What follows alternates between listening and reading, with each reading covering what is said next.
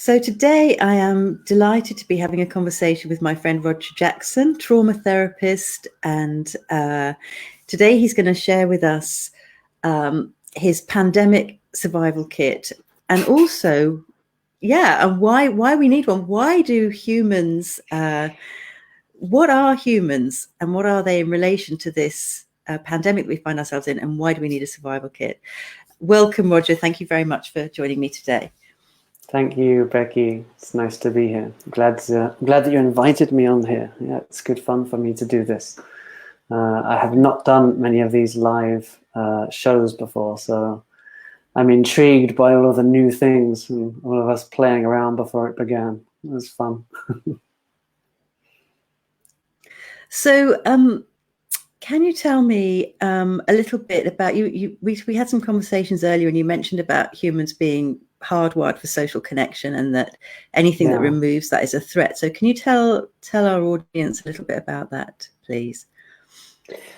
Yeah, well, I mean, you said it yourself. We're hardwired for social connection. So when I say that, I'm referring to the functioning of the nervous system and the fact that our natural way of being is feeling open within ourselves and feeling connected with those people around us.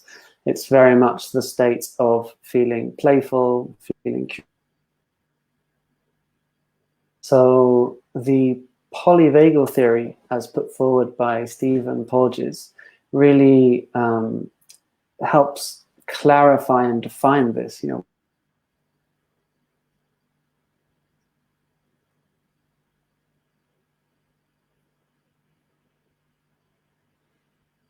Period of time. I lost you for a moment there. I hope that whatever you said went out on the broadcast, but I didn't catch everything there. So I'll take a few steps back just in case. Yeah.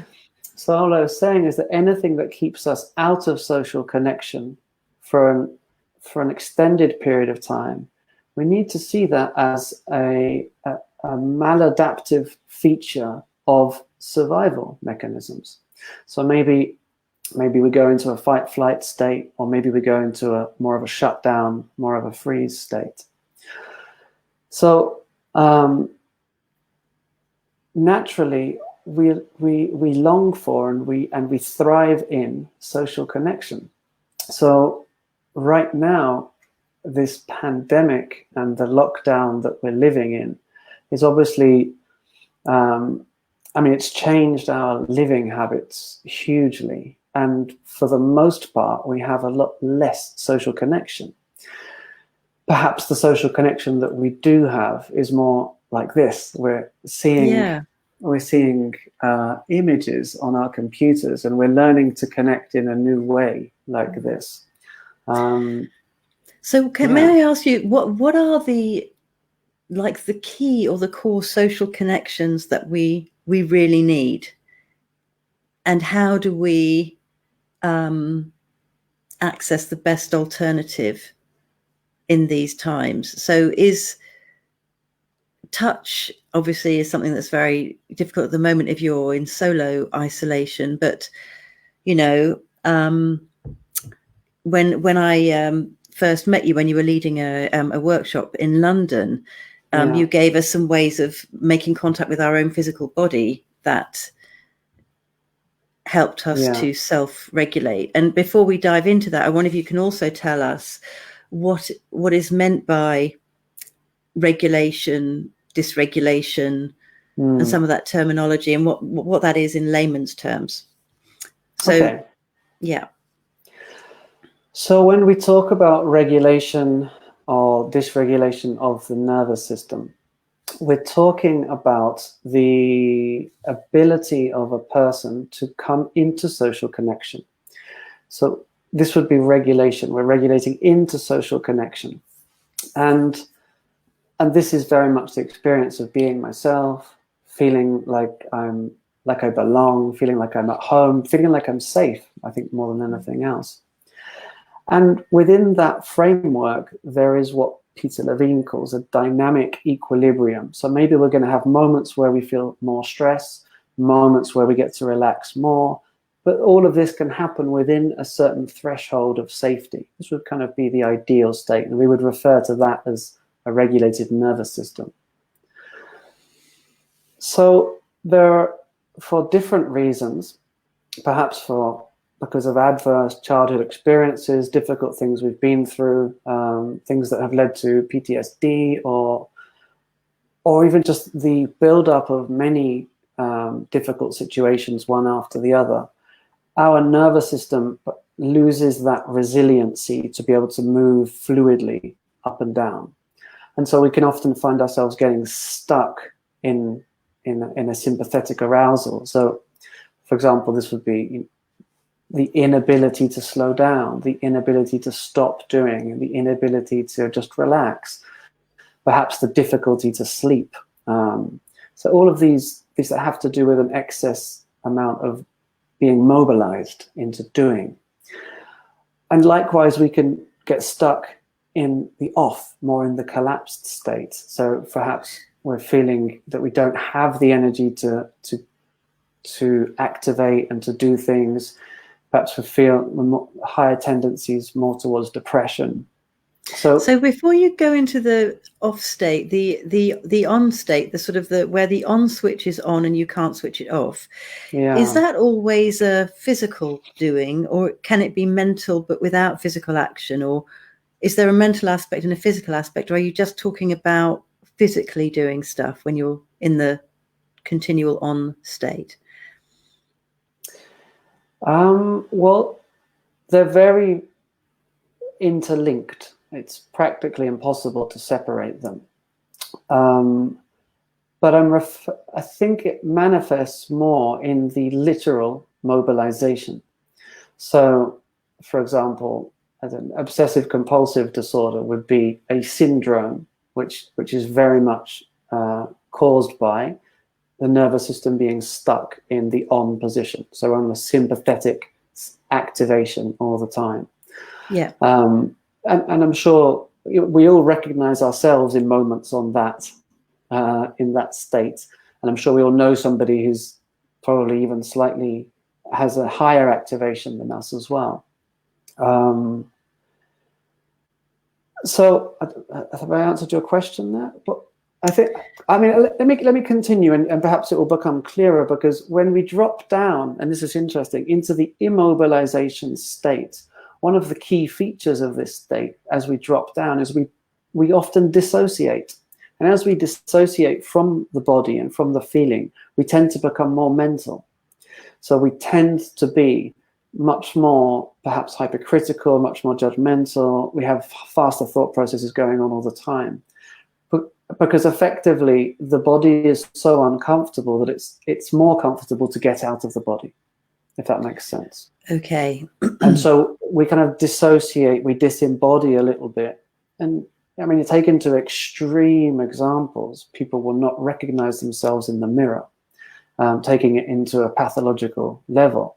On a more simple level, this is experienced more just perhaps feeling a bit dizzy, just not quite feeling myself, feeling sleepy, all of these kind of sensations that have to do with a lack of energy, lethargy, very little willpower, no desire to move into new projects, very little ability to even look forward, in fact. So what can we do about this as these patterns might happen to us in the context of the current pandemic? Yeah. Well, we talked about this briefly earlier before we began the call. This is something that I heard from Stephen Porges, which I'd not thought about before this. But our sympathetic nervous system is designed to respond to visual threats. So there's a whole line of circuitry within the brain that's designed specifically to see snakes, for example. We have a very highly developed eyesight and circuitry for snake detection. So this is a virus or a threat which is unseen. We don't know where it's coming from. We're not sure if our friends have got it, if our family have got it. Is it on our hands? Is it in the supermarket? Where is it? So we have this strange situation where any defensive attempt to try and survive will naturally drop down more into the immobilization state. So it's way more likely that we're going to have tendencies that move towards lethargy, towards depression. I'm not saying that people are necessarily going to be depressed, but it's going to be going, if we imagine a sliding scale, it's going to be going that way, more towards the lack of energy. And in terms of what we can do, it's how do we turn on the social engagement system? And there are lots of ways of doing that. You asked a question earlier, what kind of social connection do we need? And the answer is it doesn't really matter what kind. So that social connection, we can get that with any family member, with any friend. We can get that with animals. Dogs and cats have the same neurophysiological wiring, which is why we sense that they pick up our emotions and they respond to us, because they enter into social connection as well. And even if we don't have other people that we can be close to, we can still we can still activate the social connection system without actually being with other people.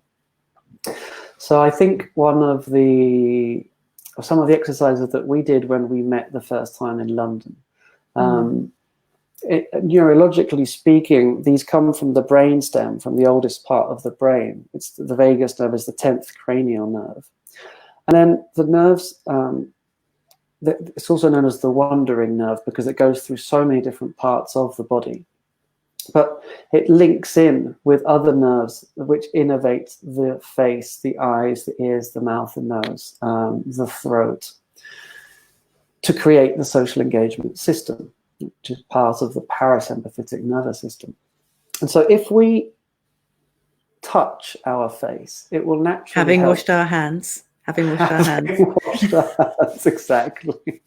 It will naturally help activate this. So, I mean, I think we did this one when I was with you, and these are nervous system first aid tools that Peter Levine put forward. So if you just bring your hands to your face and just pay attention to the felt sense of the hands and of the face, and just take some time to notice what happens. And already, just as we begin, I'm noticing that my breath has naturally just become slightly deeper. And it's extremely subtle, but I can sense that my shoulders are dropping as well. What's happening for you as we do that? Yeah, my attention turned inwards to the sensations, and my breath deepened and became slower. Yeah. And if anybody is watching this, I really recommend that you try it. Just drop whatever you might be doing and just put your hands in your face and take a moment. And this is a really natural reaction. You know, when people see a quite hideous scene, it's very natural that we grab our hands. You know, the famous painting of the scream, which the hands are grabbed onto the face. It's a natural protective response. And in the same way, we can just massage our ears or massage any part of our face for that matter. All of these are very effective. Another one that I really like, which we're probably not going to do right now, is gargling. So, well, we can try it if you want to get musical. I've got a cup of coffee as well, so we could get musical. But why not? If it's helpful, I mean, what? How does the gargling help? What does it do? Well, it literally activates the vagus nerve, the ventral branch of the vagus nerve, which is what it's the key functioning of the social engagement system. And so gargling is a socially activating activity. Well, it activates the social engagement system. I mean, we can try it if you want to. Why not? If not now, then when? I've got some water here. Here we go. So those of you who have Cheers. some, grab some water or some tea or something. Probably not with coffee. And let's just gargle for a moment and then swallow it, and then just notice if anything happens afterwards. Okay, I'm going to watch first. You left me on my own.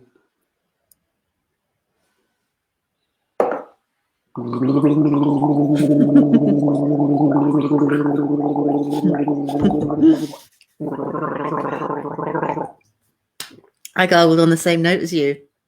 Well done. Just notice how you feel. It's only slight. I mean, I can feel the sensation of having swallowed that tea more fully than other sips of tea I've had while we've been chatting. So I don't know if that's part of it, sort of. Potentially. Yeah.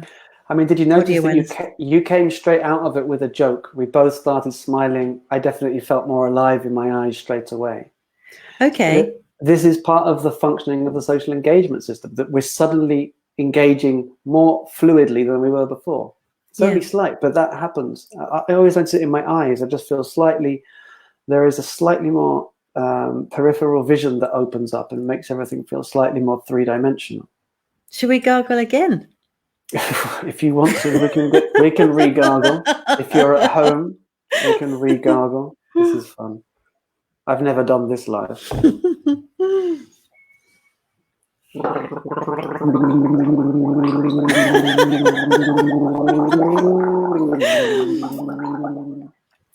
What a sustained gargle you are capable of.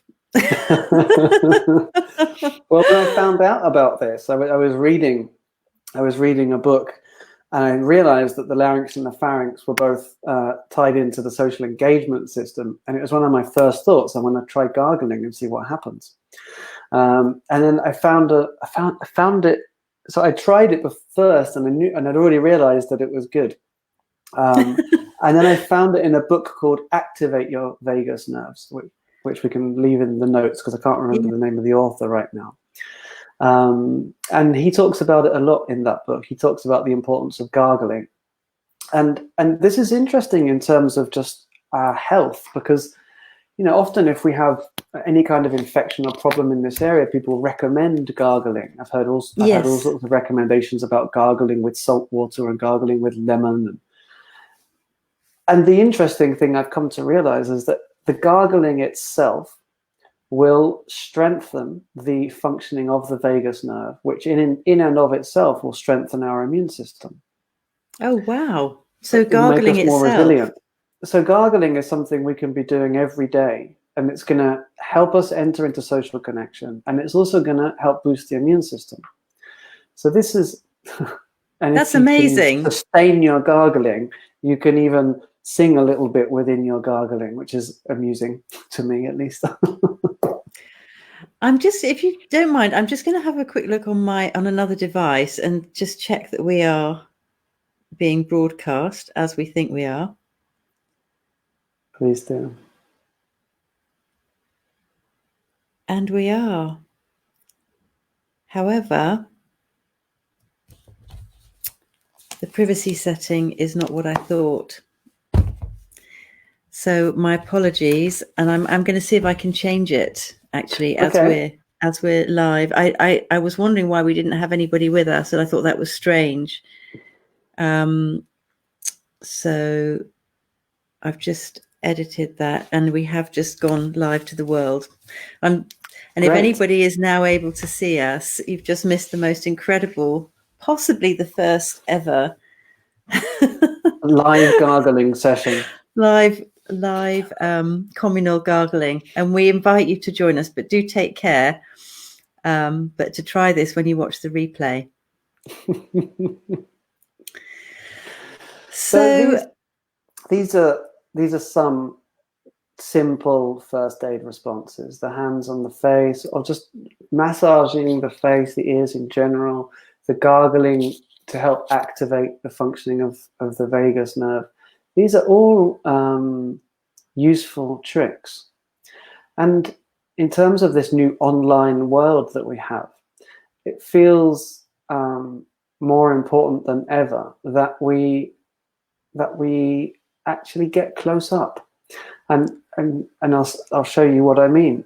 Just notice what happens if we just get a bit closer to the screen. Okay. And we actually just allow ourselves to see each other a little bit better. And I'm noticing I want to say, come closer. I want you to come closer. I feel like I'm closer than you are. You see, already at this distance, and I'm just looking at you on the screen, but I already have a feeling of more intimacy. Yeah. Now, it's so simple, but just being this close and even actually touching our own body at this time. This is very without getting tangled up in my earbuds. Yeah. Yeah, you have to be careful with the earbuds. Yeah. So just notice this possibility of being quite close and at the same time touching our own body so we get sensorial feedback as well. Mm. And this is a really good way, especially if we're living on our own, of just allowing ourselves to meet with people, allowing ourselves to see each other's faces, even exaggerating a little bit just the movements of our face. Big smile. Because we're giving cues of safety. We're giving cues of safety and of belonging and of being together. And the touch just helps add a little bit to that. Yeah. Ah, yeah, I am. I'm feeling different. Yeah. Just out of interest, what is different? I feel that something has softened or relaxed. Yeah. There's a reduction in tension. Yeah. In the body. Correct. And I remember you saying one of the things that drew you into because your background was in philosophy, and then you moved into all kinds of body work and understanding of trauma and so on. And you said that one of the things that really struck you was that the body never lies. So can you tell us a little bit about the truth of the body? The truth of the body, yeah. I mean, it's exactly what you said. I found in philosophy, it was this constant process of studying and trying to work out what was epistemologically real, what was truthful. And when I came to start working on the body, I mean, at the same time, I started studying yoga and I started studying massage. And as I started getting into them, I started realizing there's no way I can get round with any kind of explanation just how tight my muscles are and my inability to stretch. And so that was something that it required time, it required practice, it required patience, and I had to embody that to achieve the goals that I wanted to achieve, which was to feel like I had a stronger, more resilient, more healthy body. And that process slowed me down because I was living life at 3,000 miles an hour in comparison. And I started realizing that the body had a totally different speed to the mind. So my mind wanted to do 20 things and wanted to do yoga in 5 minutes. And it was forcing me to take an hour to do yoga, where I would start actually feeling that benefit. So on the most simple level, but it was more in massage that I really started recognizing what was happening. And it was listening to clients who would say to me, oh, I've been through all sorts of traumatic experiences and I've resolved it in my psychotherapy. I've done talking therapy for X number of years and I really feel like I've resolved the issue. And as soon as we get into the massage and we start going into the body, if there was enough time and safety and holding of the space, emotions would start coming up, and these emotions were invariably linked to the story. And so although there was a cognitive understanding, that tension, that charge, if we can call it that, was still in the body. So there was still a need to release that and to really close that story up, to really give it its closure. And so that was when I really started understanding, okay, we can create all sorts of stories about how we can survive situations, and often those stories are what helps us survive those stories.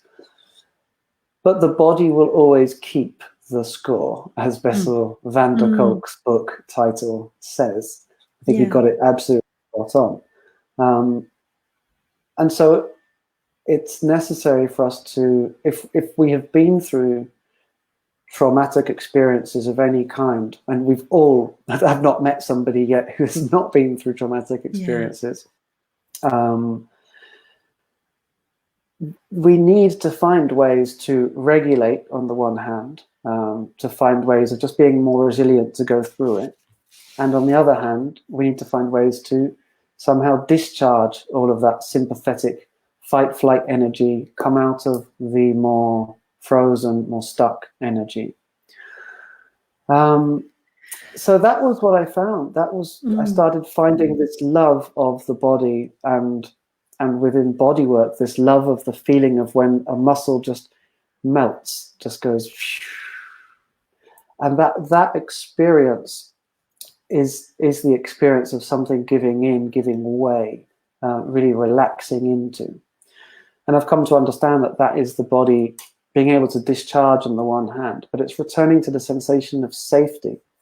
And so this is what we mentioned earlier when we were talking about being in social connection. It's all about being in safety. So how can we make ourselves, or create a context around us to make ourselves feel safe?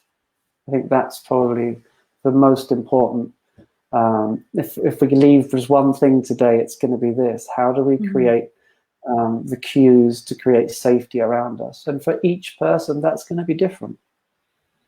So can I ask you, if somebody wants to begin to have a different kind of relationship with their body, or to relate to their body differently? You talked about your difficulty in getting started with yoga because the mind wanted it done in 5 minutes and the body had a different time scale. Yeah. Are there simple ways that people can begin to,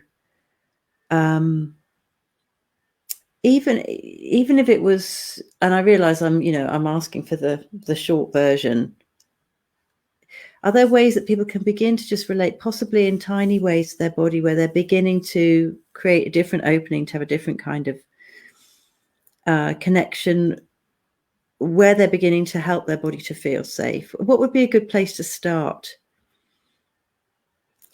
Or do you have to go straight into an hour of yoga a day? Is there a gentle way in where you can begin to create that safety for the body? I think there's probably lots of ways of doing it. The first thing that just came to my mind is just follow your joy. So it's so much easier to feel the body if the body feels comfortable. So the question is, what makes us comfortable? And what makes us comfortable are normally the things that we enjoy. So if you enjoy running, then try running. If you enjoy yoga, then try yoga. If you enjoy Pilates, if you enjoy riding a bike, if you enjoy walking, it's starting to actually notice, what do I enjoy, and to notice what enjoyment feels like in the body. Okay. So this to me is one of the important links. It's actually taking the time to notice the positive sensations that come up in the process. Now, for everybody, that's going to be different. For some people, that's really easy. For many people, that's really easy. You say, what do you enjoy? And they can just reel off a whole list of things they love, things they love to eat, things they love to do, things that bring them pleasure. And for other people, that's a real challenge, because feeling the body, if they've been through very difficult situations, they have adapted and they have learned that feeling the body is a bad idea, because if I feel the body, it's uncomfortable or it's scary. So I disassociate and I stop feeling the body as a mechanism of survival. It's a really clever mechanism of survival. So if I want to start feeling the body, it's going to be a harder process, which is why I'm saying the best thing to do is to follow the joy. What things bring me peace and calm. Maybe it's as simple as lying on my bed and looking out the window at the trees and feeling my body when I look at the trees. Maybe that is going to be my path into the body with the trees. Yeah. So it's linking anything which could be a positive resource into what happens in the body with that. For many people, it's a pet, a pet cat or a pet dog, and just that feeling of companionship, and how does that make me feel? And it's a great way of repairing the social engagement system, or bringing it online, I should say, and repairing our ability to bond with other creatures, in this case, or other people. So it's a really wide spectrum, that answer, based on what people have been through and what they're looking for. We could give more helpful answers in a more specific sense, but just in a very general sense, I think looking for pleasure first is probably the main way. And then as a second step after that, it's about finding the resilience necessary to feel everything. So I can feel the joy on the one hand, and can I also feel the fear? Can I hold that fear? Can I be with it and make space for that? So if I have the resilience to do that, then I can make space for that, and I can include that, and I can even touch into what I would call the positive side of my own vulnerability. So I'd like to talk a little bit about how people can find out more about you. But before we do that, I want to recap the tools that you've given us, add one more in, which I learned in the workshop you taught in London, which is the VU breath. But can you recap what we've covered in terms of tools? Yeah. So we mentioned anything which involves touch in and around the face, which is all innervated by the nerves connected to the social engagement system. So this, just putting the hands on the cheeks softly, was the first one that we talked about. And just taking time. We also talked about massaging the ears, or massaging different parts of the face. We did some gargling. Having washed our hands first. Having washed our hands first. Yep. Gargling is going to activate the ventral vagal nerve as well. So that's a great way of activating the social engagement system. Yeah. I think probably the most famous and probably the most potent is also our breath. And there are many. Well, before we do that, you talked about in current times about moving in close and being able to see each other's face close up. And and giving ourselves time to just feel the intimacy that you can create with other people, even in this context. I can sense how, as this interview has gone on, I can sense how we have both dropped into a slightly more relaxed and deeper tone as well. I feel like we're both more together, more relaxed, more intimate. Perhaps when we started, there was more of an amygdala-based adrenaline sensation of the excitement of starting, and we've just slowly connected as we've gone in. So it's great to notice that which can happen even through a screen. Online. So just going back to the breath, any of the breathing techniques which utilize a longer out breath than an in breath will help regulate the nervous system, will down-regulate the nervous system back into social connection, and help to drop the stress levels, what we talked about earlier, being stuck in the on position. So any of those, the one that we used last time, which is lovely, I think, and we can try it now, and if people are watching, they can try it as well, is utilizing and this is from Peter Levine, again, who's the creator of somatic experiencing. In our out breath, we can use the sound VU, like a VU, so it's kind of a VU. And as we do this, looking to notice the vibrations that happen in the head, in the skull itself, down through the neck, and if we can, in the best case, really trying to bring them down into our belly. That's when we get the most benefit from this.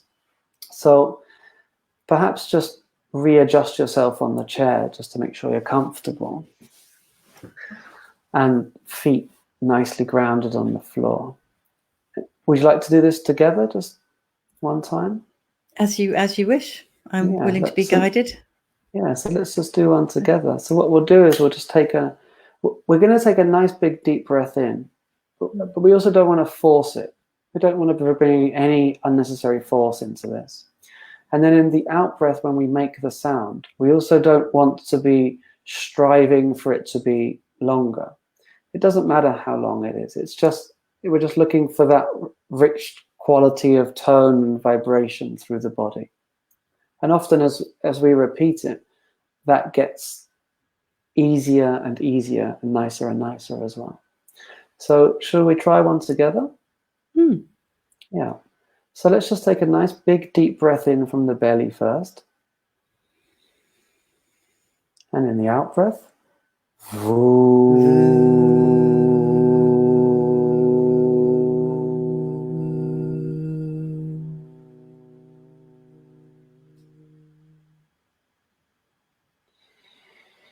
Let's just take a few moments just to notice what happens as a result of that.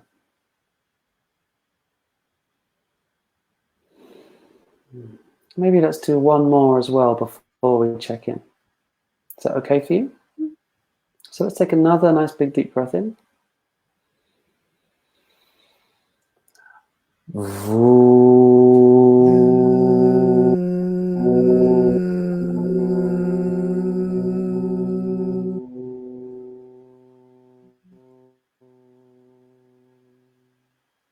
And just taking some time to notice what's happening in the body. If you feel any kind of uncomfortable activation, keep your eyes open. If you feel comfortable, you can keep your eyes closed. Keeping the eyes open will just help regulate, orienting us in the space. How was that for you, Becky? What do you notice right now? I can feel energy streaming in my body. Energy streaming in your body. Yeah. Yeah. And is that comfortable or uncomfortable? Is it more comfortable or less? I haven't quite decided. Yeah. Yeah. Yeah. Okay. Yeah. So the act itself, it's using some sympathetic energy, and then will often bring down into this quite deep calm. This is often my experience. There's never one particular resource which will work for all people, because we all have different experiences. So it's about finding what works for each person. So if you try any of these and you feel instantly, oh, this is activating me in a negative sense, I'm feeling more uncomfortable, then it's great to just drop it and just look for a different thing straight away. One thing occurred to me when you were talking about things that you like or that bring you joy. I was wondering about textures. Yeah. Whether that's equally valid. It could be, I don't know, velvet or, fur fabric of some sort on the skin. Yeah. But that's an equally useful way in, is it? Yeah, that's a great resource. It's a great resource for feeling comfort. Food is a great resource, as long as we can kind of keep it, the amount of food to the right levels. It's a great resource, eating one of our favorite things and really enjoying the flavor of it can really connect us with a really beautiful place. As you say, textures, just looking at things. I have some artwork over on this wall here, and just looking at it brings me a certain calmness and a certain pleasure. Yes, one of the things I've noticed, within the last week actually, is how much I love color, and how color really, really nourishes me. So, for example, this is something I happen to have in my environment. It's a stand, but it's brightly colored, and I'm just so appreciating color. at the moment. Yeah. I think it's just about noticing whatever for each of us brings that sensation of pleasure to the body. I think this is one of the keys to regulation. This is one of the keys to regulation. And then the interesting thing is, the more regulation we have, the more resilience we have, the better we are at confronting these difficult moments where we're faced with the unknown. Like right now, we have the COVID crisis, this lockdown. We don't know when it's going to end. We don't know when we can visit our family and our friends again. We don't know what's going to happen to our health service or our jobs. There's all sorts of huge questions of the unknown that are occurring, and are inviting us to really check in. How do we respond to the unknown? How do we respond to these? Do we collapse? Do we go into a hyperarousal state? Can we stay in social connection and start to look at ways in which we can perhaps transform ourselves or transform the situation? So what's the resilience of our nervous system that allows us to step out into the world of the unknown, to start bringing about positive change in our own life? So this, to me, is one of the most important parts of regulation, and then allowing ourselves to step out into that uncomfortable area and seeing if we have enough resilience to... Like a fascinating other conversation. And I would love to have that conversation with you about our resilience, in the situation, of being able to step out into the unknown, because we're living in the unknown right now.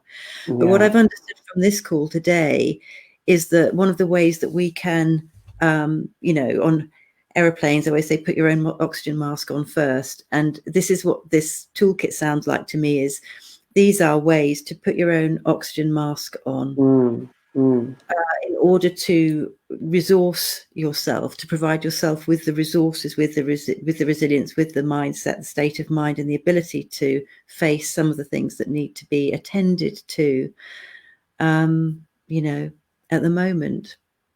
Yeah, I think that's great. And if we are in contact with other people, by maintaining our own regulation, we naturally help other people to co-regulate as well.